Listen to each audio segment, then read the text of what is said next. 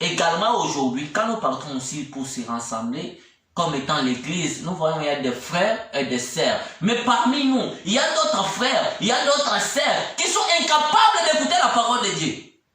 Tu écoutes ça? Parmi nous, il y a des autres frères, des autres sœurs qui sont capables maintenant d'écouter ce que la parole de Dieu est en train de réclamer.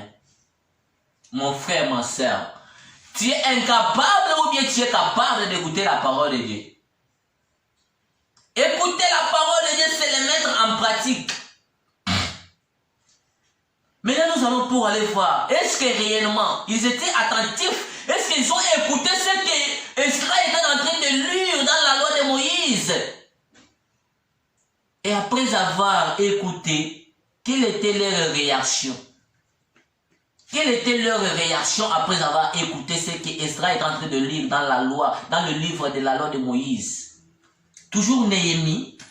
Maintenant, nous descendons Néhémie chapitre 8. Nous allons voir Néhémie 8 et 9e verset. Nous lisons Néhémie chapitre 8, verset 8 et 9e verset. Il lisa distinctement dans le livre de la loi de Dieu. Il a donné l'essence pour faire comprendre à ceux qui l'avaient lu. Néhémie, le gouverneur, Esdras, les sacrificateurs et les scribes de les Lévitiques, qui enseignant le peuple, diront à tous les peuples, ce jour est consacré à l'Éternel votre Dieu. Ne soyez pas dans les désolations et dans les armes, car tous les peuples plairont. Écoutez maintenant ce que Néhémie dit. Il était le gouverneur, il disait quoi?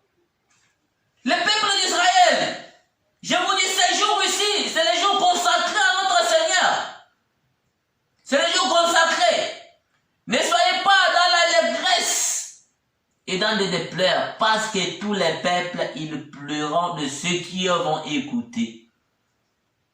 La loi fait pleurer, je vous dis. Et fait d'écouter la loi, ça fait dresser le cœur. Pourquoi? Dans la loi, écoutez ce qu'il dit. Vous serrez la tête et non la guet. Ça, c'est la loi. Donc, ce n'est pas ce que Jésus nous a apporté. Jésus ne nous a pas dit ça. Vous serrez la tête et non la gueule. Au contraire, c'est toi qui vas emprunter, non toi qui tu vas aller emprunter à quelqu'un. C'est toi qui vas donner à quelqu'un. Maintenant, ma soeur, tu te retrouves le soir, tu es allé emprunter quelques sommes d'argent à quelqu'un. Maintenant, tu commences à pleurer. Est-ce que Dieu, tu ne me connais pas? Seigneur, tu ne me connais pas. La Bible dit, moi, je n'emprunterai jamais, mais hier soir, j'ai emprunté l'argent d'autrui. Tu vois ce qui faisait les cœurs des enfants d'Israël pour pleurer? C'était les kilos de la loi. La loi avait dit kilos. Seigneur, moi, j'ai emprunté la marmite d'autrui hier. Moi, j'ai emprunté la farine d'autrui. Mais la Bible dit, si je ne peux pas emprunter, tu ne me connais pas, Seigneur. Les gens commencent seulement à pleurer. Oh Seigneur, la Bible dit, je ne serai plus jamais stérile. Mais je suis stérile. Ah, ma sœur, tu écoutais ce qui donnait la désolation aux enfants d'Israël. C'était le quoi? Le charge de la loi. La loi avait une grande charge que les gens ne peuvent pas porter. C'est pourquoi Christ, quand il est arrivé, c'est à Marc, il disait, vous les scribes, vous faisiez seulement porter les enfants d'Israël, les kilos que vous-même, vous ne pouvez pas porter avec vos doigts. Maintenant, Christ a attendu maintenant ses bras en disant, venez maintenant, venez à moi. Vous tous qui êtes fatigués, Matthieu chapitre 28, Matthieu 11, 28, vous tous qui êtes fatigués, chargés, je vous donnerai du repos. Le repos, c'est retour seulement à notre Seigneur Jésus-Christ. Amen. C'est là où le repos vient. Le repos ne vient pas de quelqu'un autre. Qui c'est pourquoi Christ, il avait fait disparaître le sabbat. Il a guéri quelqu'un qui était avec de naissance dans le jour du sabbat. Parce qu'il voyait, il n'y a pas de repos sur cette terre. Christ nous a promis un seul repos, que nous allons se reposer quand nous serons enlevés dans le désert, dans les heures plutôt. Vous voyez maintenant, les enfants d'Israël étaient ensemble aussi. L'assemblée était composée de frères, de sœurs et de ceux qui étaient capables pour écouter la loi. Maintenant, en Jésus-Christ, quand l'apôtre Paul nous parle aussi de l'assemblée en hébreu, que nous avons donné comme étant notre passage, Hébreu chapitre 10, verset 25, n'abandonnez pas notre assemblée comme cela est la coutume de quelques-uns. Parce que quand nous sommes ensemble, nous voyons le jour du Seigneur s'approche. Je ne sais pas si vous m'écoutez. Vous voyez le jour du Seigneur s'approche. Je ne sais pas. Nous aussi, nous allons pleurer. Ou bien nous allons rire et rier. Ou bien nous allons se réjouir, nous allons danser quand nous sommes ensemble. Je ne sais pas. Il y a qui la révélation du Saint-Esprit qui va nous faire donner l'essence de savoir comment, quand nous sommes ensemble, qu'est-ce que nous pouvons faire aussi. Nous sommes maintenant à 1 Corinthiens chapitre 14, verset 26. Nous sommes presque à la fin de notre cycle d'aujourd'hui. J'ai dit 1 Corinthiens chapitre 14 verset 26. Qu'est-ce que la Bible nous dit?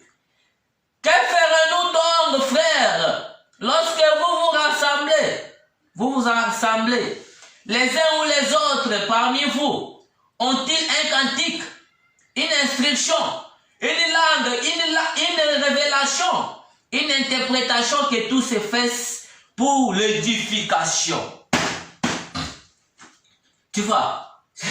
C'est toujours l'apôtre Paul qui nous a dit de ne pas abandonner notre assemblée en Hébreu chapitre 10 verset 27. Maintenant il vient à 1 Corinthiens, maintenant il nous donne maintenant l'essence de quand nous sommes ensemblés déjà, quand nous sommes déjà assemblés. Qu'est-ce qu'il nous dit? Que ferons-nous donc? Il nous a posé la question. Si l'apôtre Paul n'avait pas donné l'essence de sa question ici, à cette heure, il y a beaucoup d'envoûtements dans des églises.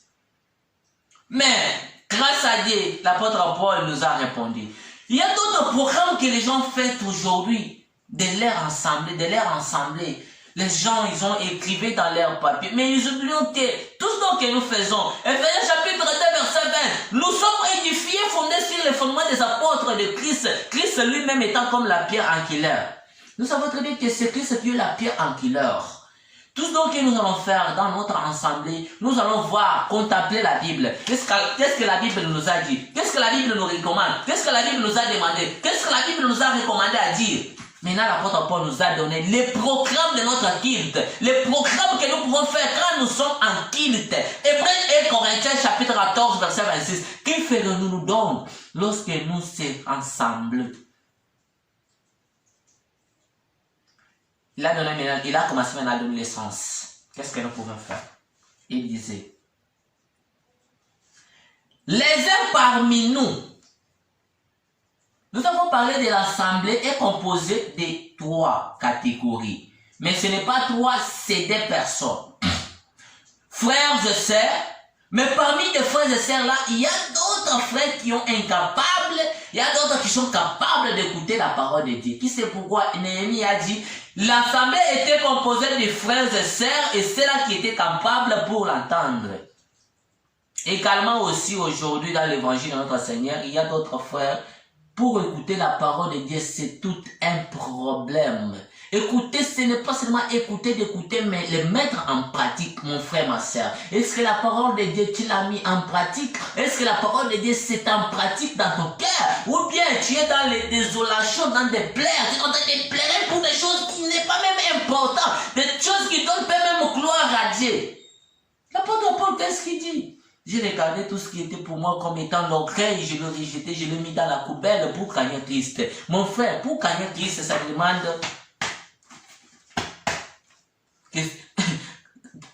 donc que tu sois taillé. Que tu sois taillé. Que tu sois taillé.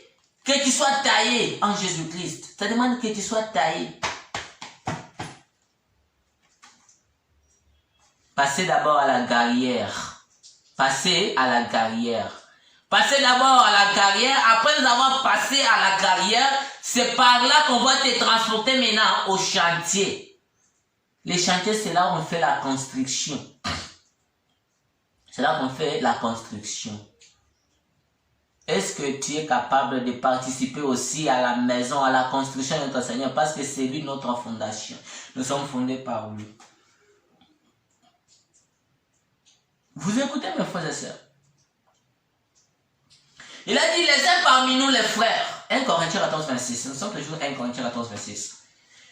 Il y a un cantique qui se pourrait, tu vois, aujourd'hui, quand nous sommes ensemble, nous chantons. Les chansons, c'est une offrande. Si vous doutez, écoutez Hébreux chapitre 13, verset 16. Hébreux 13, 15. Qu'est-ce que la Bible nous dit? Par lui, offrons sans cesse à Dieu un sacrifice de louange. C'est-à-dire, les fruits de nos lèvres qui confessent son nom. Je me demande, quand Paul et Silas étaient dans la prison, à qui il était allé pour offrir quelque chose pour qu'ils soient libérés en prison? La Bible nous dit, ils ont chanté les cantiques nouveaux. Ils étaient liés à leurs mains, ils sont vus seulement déliés. Des portes de prison ouvertes. Également Myriam, quand il quittait Égypte pour aller vers Ghana, après avoir traversé la mer Rouge, quand il traversait la mer Rouge, Myriam a regardé derrière, les ennemis qui étaient en train de les suivre, tous disparaître en eau. L'ennemi a regardé, qu'est-ce que je peux donner à Dieu? Qu'est-ce que je peux donner à Dieu comme étant un sacrifice d'odeur, un sacrifice de bonne odeur? Non, l'ennemi là, il a dit non, maintenant qu'est-ce que je vais faire? Je vais louer mon Dieu. Il a pris les tambours, commencé à chanter, le Dieu de miséricorde. La cantique a une force. Mon frère, ma soeur, la cantique a une force. Quand vous chantez, c'est le fruit de nos lèvres qui confesse le nom de notre Seigneur. Mais il y a plusieurs cantiques. Il y a d'autres cantiques pour injurier Dieu. Il y a d'autres noms que Dieu n'a pas aimé. Il disait, ne me compare pas des choses, ni de cette terre, ni des choses en haut. Oh Dieu, tu es le girafe de la part. Oh Dieu, tu es là-haut. Oh Dieu. Mon frère. De nous là, est-ce que c'est ce que Dieu t'avait dit de commencer à lui chanter? Il ne faut pas injurier Dieu en chantant. Quand tu chantes, il faut savoir qu'est-ce que je chante. Est-ce que cette cantique donne gloire à Dieu? Un point d'exclamation. Un point d'interrogation plutôt.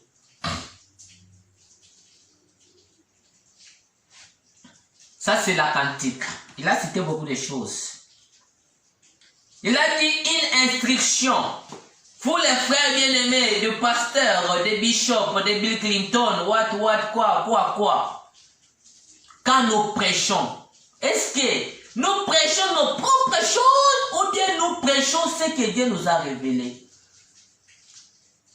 Point d'interrogation. L'instruction, sache très bien que quand nous prêchons, c'est pour édifier les saints. Pas pour détruire les cœurs des peuples de Dieu. Pas non pour détruire les âmes. Non pas pour mettre la stress au profond du cœur des peuples de Dieu. L'apôtre Paul nous a dit, nous écoutons les cantiques, l'interprétation, la langue, l'instruction, tout cela c'est pour nous édifier. Parce qu'en chantant, je peux avoir un problème. Je vois mon frère, par exemple, prenons mon frère Doubé, il passe devant pour chanter. Il commence à chanter. Non, nous avons des périodes. Nous avons les périodes de se réjouir et les périodes de la souffrance. Ok, là je dois comprendre, oui, c'est comme ça la vie. La vie, il y a toujours des catégories, il y a des périodes. Je peux être en souffrance aujourd'hui, demain je sais très bien que je vais me réjouir. Mais toi, tu es tellement, non, Dieu a dit, tu ne seras jamais la tête, tu seras la queue. Et tu ne seras jamais la queue, tu seras la tête. C'est écrit où? Est-ce que c'est adressé à toi? Lisez Psaume 147, 19 à 20. Qu'est-ce que David dit? Il dit, quand Dieu veut révéler ses ordonnances, il a révélé ça à Jacob. Selon ses ordonnances, il a fait qu'à Israël, il n'a pas agi pour un autre tribu ainsi. Alors toi aujourd'hui, est-ce que c'était pour toi? C'était plus pour toi, mon frère, ma soeur. Sache pour toi, c'est seulement Jean chapitre 13, verset 34 de Christ, ça nous a amené un point, un trait. C'est comme ça. Comme ça la parole de Dieu. Alors,